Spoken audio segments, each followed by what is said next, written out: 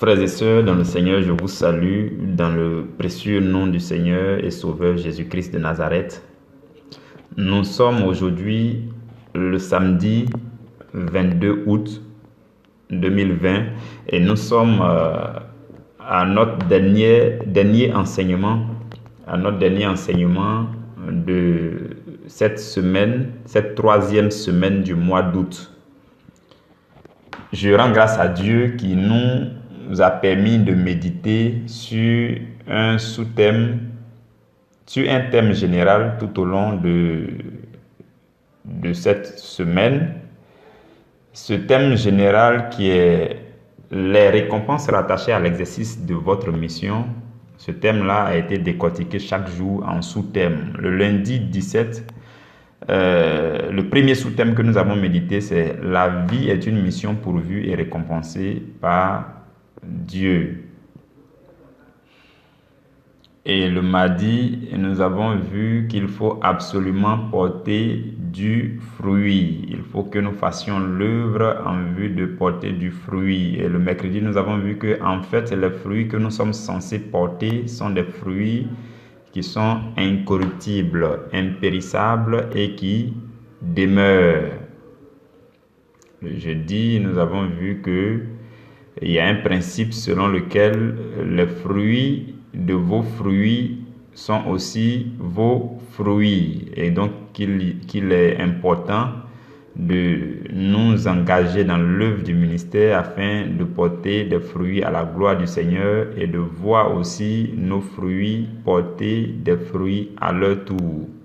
Hier, vendredi, nous avons vu l'avant-dernier sous-thème qui est c'est le ministère qui donne accès à tous les trésors du paradis. Je rends grâce à Dieu de ce que nous avons parcouru tous ces sous-thèmes en vue de décortiquer le thème général de la semaine.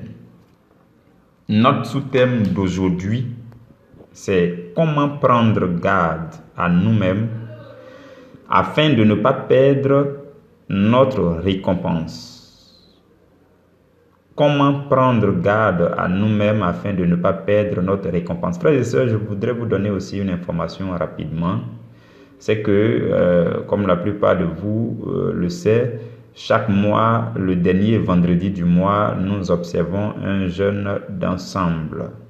Donc le vendredi prochain, c'est-à-dire le vendredi 28, nous tous sur cette plateforme, nous allons être en communion de jeûne et de prière afin de rendre grâce à Dieu pour tout le mois et aussi de recevoir la force nécessaire pour triompher durant le mois à venir. Donc voici l'information que je voudrais nous donner. Comment prendre garde à nous-mêmes afin de ne pas perdre notre récompense? Je lis la parole du Seigneur dans 2 Jean chapitre 1, 2 Jean au verset 8. Prenez garde à vous-même afin que vous ne perdiez pas le fruit de votre travail, mais que vous receviez une pleine récompense. Parole du Seigneur, nous rendons grâce à Dieu. Mes frères et mes sœurs, j'estime que ce sous-thème-là est le sous-thème le plus important de la semaine, même s'il est venu à la fin et même s'il débouche sur le week-end.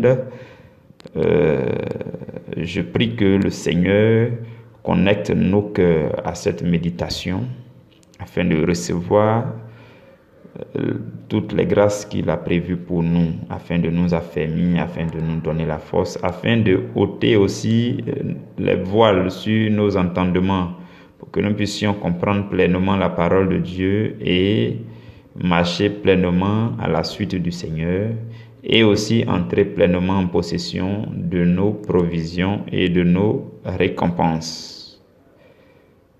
Seigneur Jésus, nous te disons merci et nous nous recommandons à toi. Seigneur, je me recommande à toi. Je recommande mes frères et mes sœurs à toi. Saint-Esprit, viens maintenant. Viens maintenant. Viens, viens prendre le contrôle de toutes choses. Viens maintenant. viens et toi-même transporte la parole avec puissance jusque dans les cœurs. Je t'en supplie, fais-le. Viens et transporte la parole jusqu'à ce que elle accomplisse sa mission dans la vie de chacun. Ouvre les cœurs, aide chacun à se disposer afin de recevoir pleinement le Seigneur Jésus dans sa sagesse, dans sa lumière, dans sa puissance. Au nom de Jésus. Amen. Mes frères, mes sœurs dans le Seigneur, le verset que nous avons lu, comme vous remarquez très bien, ça se termine par l'expression « une pleine récompense ». Ça veut dire que, si on parle de pleine récompense, ça veut dire que on peut avoir notre récompense de façon partielle. Donc vous et moi, si aujourd'hui le Seigneur nous rassemble autour de cette méditation, c'est pour comprendre aussi ce que c'est que la pleine récompense, afin de ne pas passer à côté d'une partie de notre récompense dans le Seigneur. Et je nous avais déjà dit que ce que on peut appeler récompense en tant que telle, c'est tout ce que le Seigneur réserve pour nous au royaume des cieux à la fin de notre mission sur la terre. Vous voyez. Maintenant, lorsque nous sommes en train de travailler à notre mission sur la terre, jour après jour, mois après mois, année après année, nous travaillons à notre mission sur la terre à la gloire de Dieu. Nous faisons toutes choses à cause de l'évangile. Paul dit, je fais toutes choses à cause de l'évangile afin d'y avoir part. Donc, lorsque nous faisons toutes choses par amour du Seigneur, par amour pour les âmes, que nous travaillons ainsi, ce qui se passe, c'est que pendant que nous sommes sur la terre, Dieu ouvre les écluses des cieux pour nous envoyer ce qu'on appelle provision et non pas récompense. Vous voyez, faisons la part des choses. Tant que vous êtes sur la terre, les bonnes choses, les choses excellentes, les grâces que Dieu va déverser dans vos vies, ce sont des choses qui viennent comme des ressources, comme des provisions, comme des motivations pour venir vous aider à mieux faire l'œuvre du ministère. Voilà pourquoi pour tous ceux qui ont compris ça, vous ne devez jamais vous stagner. Il n'est pas question de dire j'ai atteint tel niveau de ma vie, donc je me repose. Non. Ou bien j'ai eu suffisamment de choses, je me repose. Non. Il faut continuer parce que tout ce que tu reçois, Dieu t'envoie pour que tu sèmes. Dieu t'envoie pour t'aider à travailler. Donc si tu reçois beaucoup du Seigneur, laisse-moi te dire que Dieu attend beaucoup de toi. Vous comprenez? Donc, tant que nous sommes sur la terre, tout ce que nous recevons, ce sont des provisions. Considérons-les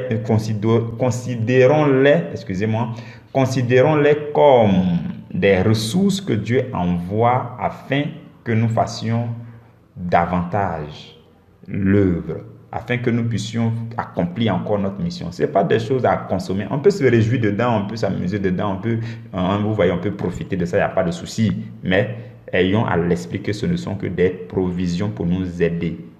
La nourriture est une provision parce que ça te motive, ça te donne la joie du cœur pour adorer Dieu, pour faire l'œuvre de Dieu.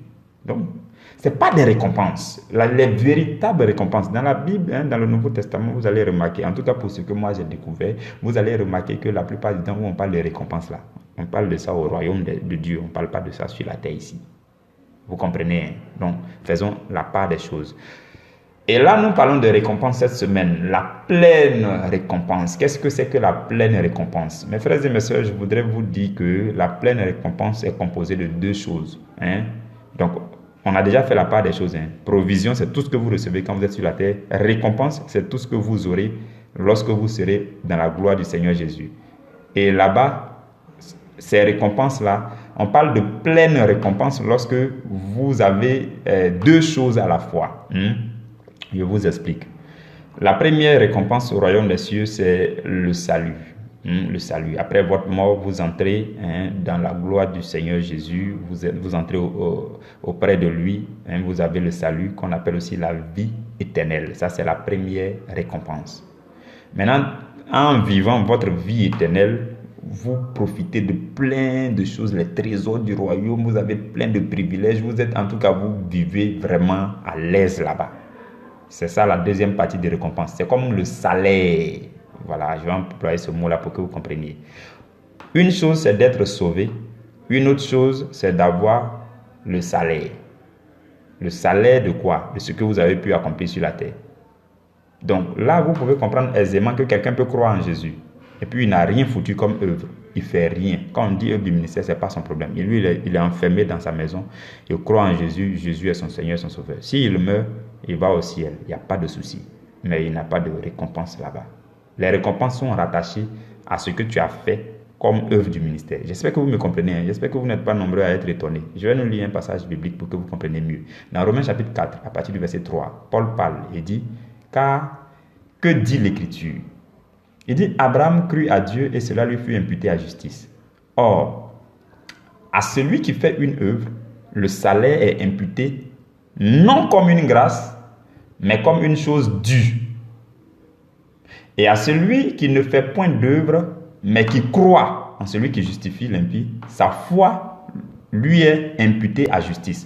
Ta foi en Jésus, le fait que tu crois en Jésus, la récompense, c'est la justice de Dieu qui te fait entrer dans le salut éternel. Ça, c'est ce que te donne ta foi. Maintenant, ce que te produit l'œuvre de ta foi, parce qu'il y a la foi et puis il y a l'œuvre de la foi. Ce que te produit l'œuvre de ta foi, c'est-à-dire quand tu exerces l'œuvre du ministère, ce qui t'est réservé, c'est les récompenses, les trésors. Donc non seulement tu as le salut parce que tu crois en Jésus. 2, tu entres dans la gloire du Seigneur, dans la vie éternelle, et tu as plein de récompenses qui te sont réservées là-bas. Vous voyez. Voilà pourquoi au royaume des cieux, les récompenses seront différentes. Comme j'ai l'habitude de le dire pour rigoler, au royaume des cieux, là, il y a des bas quartiers aussi. Ah oui. Voilà, il y a ceux qui sont en haut, il y a les en haut de en haut, il y a les en bas de en haut, il y a des au milieu de en haut, il y a des au milieu, et puis il y a des en bas de au milieu. Il y en a qui sont en bas de au milieu, et puis il y en a même qui sont au milieu de en bas, et il y en a aussi qui sont en bas de en bas. Donc, excusez-moi pour tous ces thèmes, pour ne pas que ça vous... C'est juste pour rigoler. Mais je vous dis qu'il y a différents niveaux de récompense au royaume des cieux. Quand vous lisez les évangiles, Jésus en parle fréquemment. Il y a différents niveaux de récompense où il dit ta récompense sera grande au royaume des cieux. Ça veut dire qu'il y en a leur récompense sera petite dans le royaume des cieux. Donc, les récompenses diffèrent en fonction de l'exercice de votre ministère. Mais il suffit que vous croyiez en Dieu et cela vous est imputé à salut, à justice. La grâce du Seigneur vient dire, celui-là, comme il a cru en Jésus, c'est pour ça qu'on dit que là où le péché a abondé, la grâce a surabondé. La grâce du Seigneur a surabondé pour nous défendre. Il est notre avocat. Donc, au jour du jugement, Jésus se présente en tant que la grâce pour nous défendre. Et comme on a cru en Jésus, Dieu est obligé, par sa justice, de nous donner le salut. Donc, vous entrez là-bas. Mais comme vous n'avez rien foutu, arrivez là-bas, vous n'avez pas de récompense. Vous allez vivre éternellement, il n'y a pas de souci. Votre joie sera grande, il n'y a pas de souci. Vous ne serez pas malheureux. Mais ceux qui ont une pleine récompense, c'est ceux-là qui ont beaucoup de trésors au royaume des cieux. Parce qu'ils ont travaillé à l'œuvre de Dieu quand ils étaient sur la terre. J'espère que nous comprenons tous ces choses que j'essaie de clarifier pour nous aider. Alors, comment faire pour obtenir la pleine récompense? Nous avons dit que la pleine récompense, c'est deux choses. C'est le salut qui s'obtient par la foi en Jésus-Christ. Jésus qui est pour nous la grâce, qui est notre avocat. Lorsqu'on croit en lui, cela est suffisant pour que Dieu nous accepte pour la vie éternelle. Ça, c'est la première part des récompenses. Et la deuxième part des récompenses, c'est qu'une fois que nous sommes dans la vie éternelle, il y a le salaire, il y a tous les trésors qui nous ont été réservés. Vous comprenez? Et Paul, le même Paul dans le livre de Romains, là, dans le chapitre 3 au verset 28, il dit « Car nous pensons que l'homme est justifié par la foi, sans les œuvres de la loi. » Vous voyez, il y a ce qu'on appelle aussi les œuvres de la loi. Les œuvres de la loi, là, ça dit que toi, ce que la loi dit, les 5 premiers livres de la Bible, c'est ça qu'on appelle la loi. Parce qu'il y a la loi et les prophètes. Il y a les 5 premiers livres, c'est ça qui est le fondamental de la loi. Et puis après, il y a d'autres livres qui viennent pour détailler la foi. Et il y a les livres des prophètes, ainsi de suite. Donc, les œuvres de la loi, c'est quand on dit non, Dieu a dit dans la loi de l'Ancien Testament de faire ceci, donc je fais. Et parce que je fais ça, donc je serai sauvé. Non. Mon ami, Tu ne mérites même pas d'être sauvé à cause de tes péchés. À cause même du péché originel, tu ne mérites même pas d'être sauvé. Donc, ce n'est pas en faisant les œuvres de la loi que tu vas réclamer un quelconque salut. Non, le seul salut ne s'obtient qu'en Jésus-Christ et par la grâce et par la foi en Jésus. Vous comprenez? Non, Paul dit, nous ne serons pas justifiés par les œuvres de la loi. C'est par la foi en Jésus que nous serons justifiés. Nous n'obtiendrons le salut que par la foi en Jésus. Maintenant, qu'est-ce qui se passe? Toi, tu vas dire, j'ai la foi en Jésus. Non, je ne fais plus les œuvres de la loi, parce que la loi, ceci, cela. Et puis toi, tu vas t'asseoir. Si tu t'assois, tu n'auras point de salaire au royaume des cieux. Ta seule récompense sera le salut. Maintenant, qu'est-ce que tu dois faire? La Bible dit dans le livre de Jacques, au chapitre 2, verset 20, que la foi sans les œuvres est inutile. Donc, ça veut dire que, d'un côté, on parle des œuvres de la loi qui ne peuvent pas donner le salut, parce que le salut s'obtient par la foi. Mais d'un autre côté, on parle des œuvres de la foi. Ça veut dire que parce que tu crois en Jésus, parce que tu as la foi en Jésus, ce que cette foi-là te motive à faire, c'est ça qu'on appelle les œuvres de la foi. Donc, la foi te sauve et les œuvres de la foi te permettent d'avoir des trésors au royaume des cieux. La foi te donne le salut, la foi en Jésus-Christ te donne le salut, et les œuvres de cette foi te permettent de te faire des trésors au royaume des cieux. Voilà pourquoi, vous voyez, la foi sans les œuvres est inutile. Donc, la foi, elle est bien pour nous obtenir le salut, mais il faut les œuvres de la foi pour compléter nos récompenses en ayant les trésors au royaume des cieux. Vous comprenez ces choses, hein, j'espère. Ok. Maintenant, comment faire pour ne pas perdre nos récompenses? Parce que je vous dis, hein, pendant même que nous sommes en train de faire ces enseignements, l'ennemi ne voulait même pas que tu entendes. Non. Parce que quand tu vas entendre ça, tu vas prendre soin de préserver tes récompenses. Tu vas prendre garde à toi désormais. Donc lui, il ne voulait même pas que tu entendes cet enseignement. Voilà pourquoi il faut rendre grâce à Dieu pour certaines choses que Dieu fait, certaines choses que Dieu agence, que Dieu coordonne, pour que tu entendes certaines choses, pour que tu vois certaines personnes, pour que tu fasses certaines rencontres. C'est Dieu qui coordonne toutes ces choses et Dieu mérite qu'on l'adore chaque jour pour cette grande préséance-là. Vous voyez. Donc, comment faire pour garder, pour ne pas perdre le fruit de notre travail et pour recevoir la pleine récompense. La pleine récompense qui est à deux volets. La première chose à faire, je vais vous donner juste deux choses parce que les récompenses, la pleine récompense est sur deux volets. Le premier volet, c'est le salut. Le deuxième volet, c'est le salaire qui est rattaché à l'œuvre de la foi.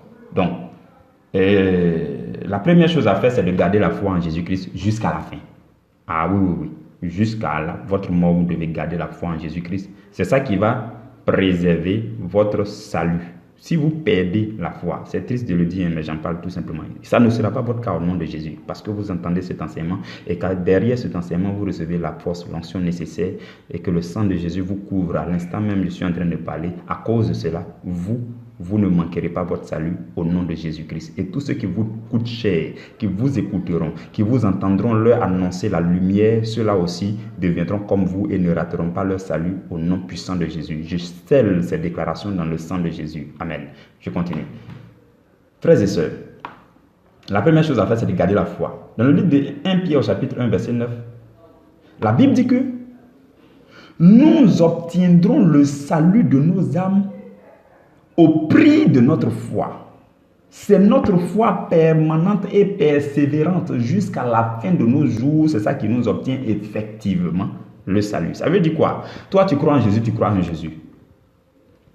Tu ne laisses personne venir te perturber pour dire non, il ne faut pas croire en Jésus et puis tu vas accepter. Non. Toi, tu es imperturbable. Tu crois en Jésus. Jésus est ton Seigneur, ton Sauveur. Il est ton Seigneur, ton Sauveur aujourd'hui. Il est ton Seigneur, ton Sauveur demain. Il sera ton Seigneur, ton Sauveur le mois prochain, l'année prochaine, la décennie prochaine, ainsi de suite jusqu'à la fin de tes jours. C'est ça le fait de garder la foi en Christ. Vous comprenez? Et Paul, pour l'exprimer d'une autre manière, Paul dit, dans le livre de 2 Timothée chapitre 1, le verset 12, Paul dit, je sais en qui j'ai cru. En qui j'ai fait quoi? J'ai cru. En qui j'ai mis ma foi, c'est ce qu'il veut dire. Donc, il dit, je sais en qui j'ai cru. Et je suis persuadé qu'il a la puissance de garder mon dépôt jusqu'à ce jour-là. Paul était persuadé que la puissance de Dieu gardait, quand on dit le dépôt là, ça dit que le dépôt de la foi, tout le fondement de la foi qui est dans ton homme intérieur là, il faut que ça soit gardé. Parce que c'est quand quelqu'un va venir enlever que toi tu vas perdre la foi en Christ. Mais tant que ce dépôt est gardé, et Paul dit que le dépôt est gardé par la puissance de Dieu. Il dit, je sais en quel Dieu j'ai cru et je sais qu'il va préserver mon dépôt par sa grande puissance. Vous comprenez? Et au verset 14, il fait la même recommandation à Timothée. Parce que quand Paul était en train d'écrire de Timothée, il était vers la fin de sa vie. Il était sa dernière prison à Rome. C'est dans cette prison qu'il a écrit le livre de 2 Timothée. Vous comprenez? Donc, et il fait la même recommandation à Timothée. Il dit à Timothée, il dit, garde le bon dépôt par le Saint-Esprit qui habite en nous. Donc, mes frères et mes sœurs, tant que vous êtes en communion avec le Saint-Esprit, tant que vous lisez la parole de Dieu, que vous confessez que Jésus est votre Seigneur et que vous croyez en ce véritable Jésus, mes frères et mes sœurs, n'allez pas plus loin que autre chose. Non. Hein? S'il vous plaît, Jésus, c'est notre Jésus. Jésus, c'est le Jésus qu'on connaît, Jésus, le Christ de Nazareth. Il n'y a pas autre Christ, il n'y a pas quoi. Ne vous mélangez pas les pédales, n'allez pas voir dans d'autres choses, mes frères et mes sœurs. Hein? N'allons pas plus loin que la doctrine du Seigneur Jésus. La véritable doctrine, c'est la doctrine du Seigneur Jésus. N'allons pas plus loin que ça. Non. Mais vous voulez aller où même? Je ne sais pas. Pourquoi tu veux aller si loin alors que tu n'as même pas encore fini avec ce qui est à côté? Crois en Jésus et crois en Jésus. Préserver le dépôt. Le dépôt, c'est quoi? Tout ce que tu entends dans les méditations, tout ce que tu reçois de Dieu vient se déposer dans ton cœur. On appelle ça aussi le bon dépôt. Et ce bon dépôt-là, le Saint-Esprit vient t'aider pour garder ce bon dépôt jusqu'à la fin. C'est le dépôt de la foi en Christ. Tant que ce dépôt-là est là. C'est pour ça qu'on parle du casque du salut. Donc le casque du salut, il faut que ton casque du salut soit toujours porté. Personne ne doit venir t'enlever le salut. Satan même ne doit pas venir, il ne peut pas venir. Tu ne peux pas le laisser te tromper pour te dire que voilà, tu as perdu le salut. Mais tu ne dois pas le laisser toucher ta foi. Là aussi, on parle aussi de bouclier de la foi. Voilà pourquoi il faut toujours garder la foi. Et pour que la foi soit au beau fixe, il faut que tu aies constamment un dépôt de la parole en toi, un dépôt des révélations en toi, ainsi de suite. Tu dois te charger avec la méditation de la parole pour que tu sois rempli de la parole. Tu sois ivre de la parole et du Saint-Esprit. Vous comprenez? Ça va te permettre de garder la foi. Pour t'obtenir le salut, 1 Pierre 1, verset 9, vous obtiendrez le salut de vos âmes au prix de votre foi.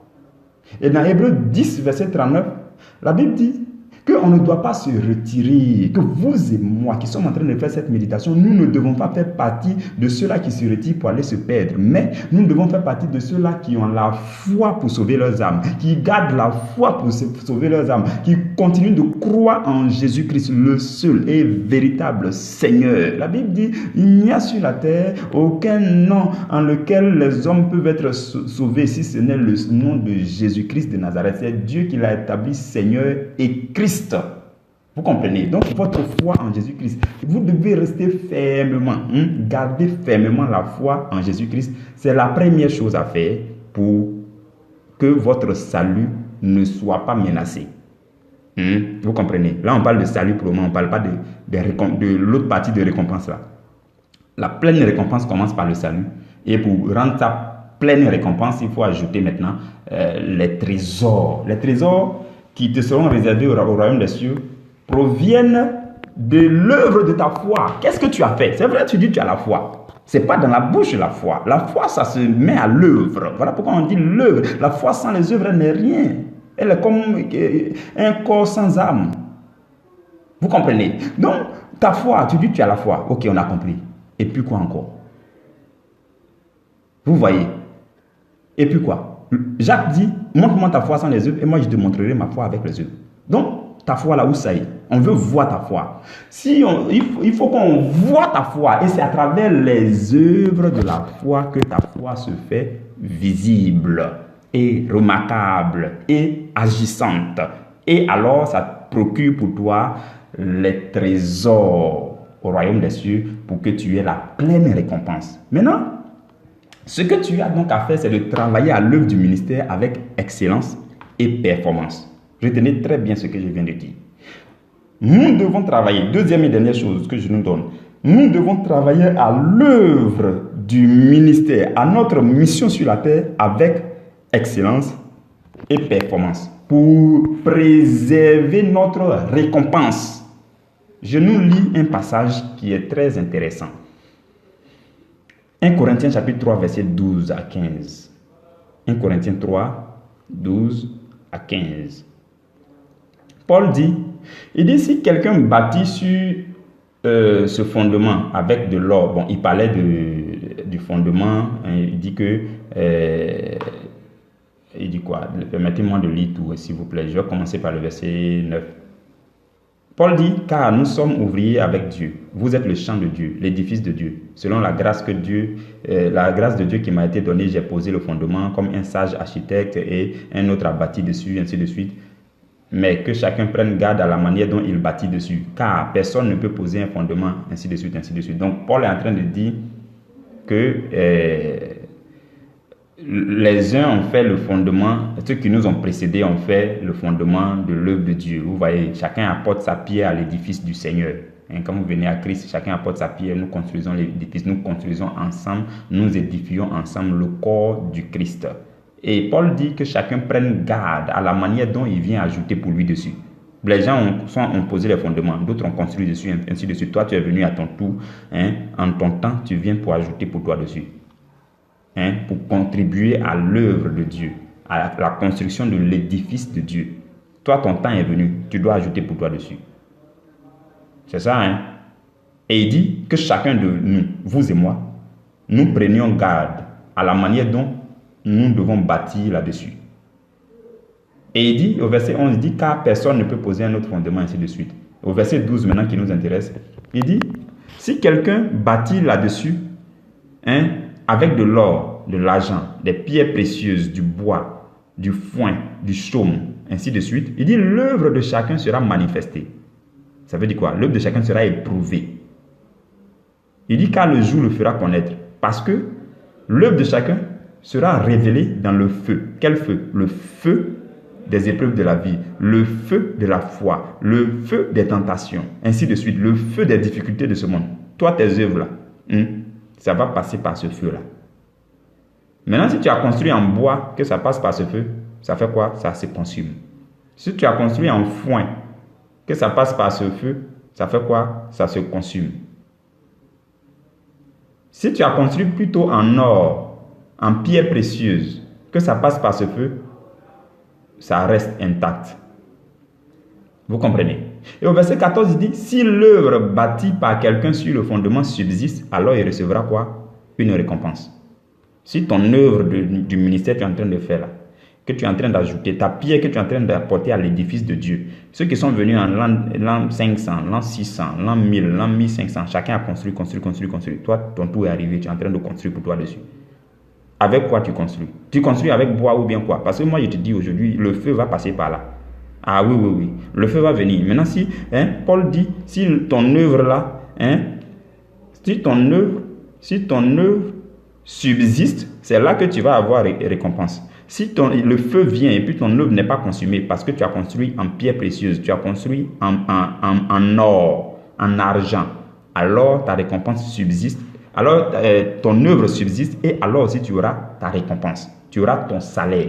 Donc il faut que chacun de nous prenne garde à son œuvre qu'il fait. L'œuvre que tu fais là, est-ce que c'est avec excellence? Est-ce que c'est avec performance? C'est là que ton œuvre va subsister lorsque le feu des épreuves de la vie vont venir, lorsque le feu va venir pour consumer. Vous comprenez? Et au verset 15, il dit, si l'œuvre de quelqu'un est consumée, il perdra sa récompense. Ton œuvre du ministère, tu dis, tu veux faire, tu vas faire et tu es en train de faire là. Tu dois tout faire et que tu dois faire avec excellence pour que ton œuvre subsiste. Parce que si ton œuvre est consumée par le feu va venir pour les éprouver. Dieu enverra son feu pour les éprouver. Et il dit, si l'œuvre de quelqu'un est consumée, la personne perd sa récompense. Mais regardez ce qu'il dit par la suite, qui confirme ce qu'on a dit tantôt. Il dit, il perdra sa récompense, mais pour lui, il sera sauvé, mais comme au travers du feu. Tu perds ta récompense, mais tu es quand même sauvé. Sauvé, ça veut dire quoi? Tu as le salut.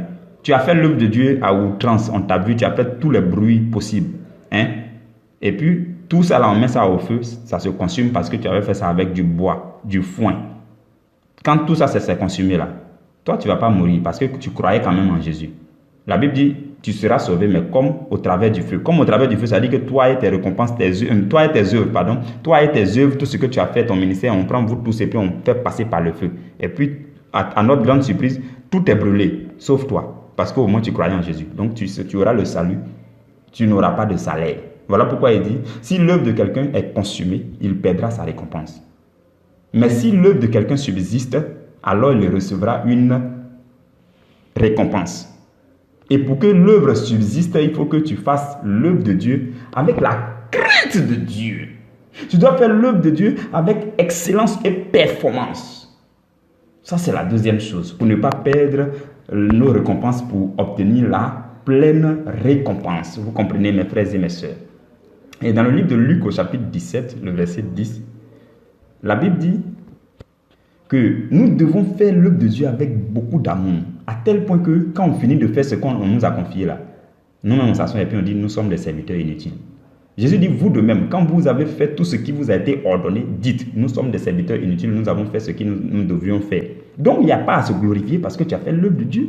Non, c'est ce que tu devais faire. Il y a ton salaire qui t'attend au royaume des cieux tout simplement. Donc, l'humilité doit accompagner tout ça. Ce n'est pas parce que tu es excellent dans l'œuvre du ministère que tu dois t'enorgueillir. Ce n'est pas parce que tu fais les choses très bien par rapport aux autres que toi tu vas t'enorgueillir. Ce n'est pas comme ça. Tu te fais avec excellence et performance, mais aussi avec humilité. C'est là que ta récompense n'est pas consumée. C'est là que non seulement, selon la première chose qu'on a donnée, tu as le salut, mais aussi tu as tous les salaires qui te sont réservés au royaume des cieux. Et alors on dira que tu as la pleine récompense. Que la grâce de Dieu vous couvre, mes frères et mes sœurs, que le sang de Jésus vous préserve, que Dieu soit avec vous de plus en plus intimement tout au long de ce week-end. Je souhaite à vous, à vos familles, un week-end magnifique, merveilleux, que le sang de Jésus vous couvre, que l'amour de Dieu vous couvre et que l'amour de Dieu vous préserve et que la fidélité de Dieu vous couvre au nom puissant de Jésus-Christ. Excellent week-end à chacun de vous. N'oubliez pas, nous nous retrouvons le lundi à la première heure pour méditer sur le dernier thème, le thème de la 4e semaine de ce mois. Et nous en finirons avec le sujet de ce mois. Nous passerons au mois numéro 6. Que Dieu vous garde. Amen.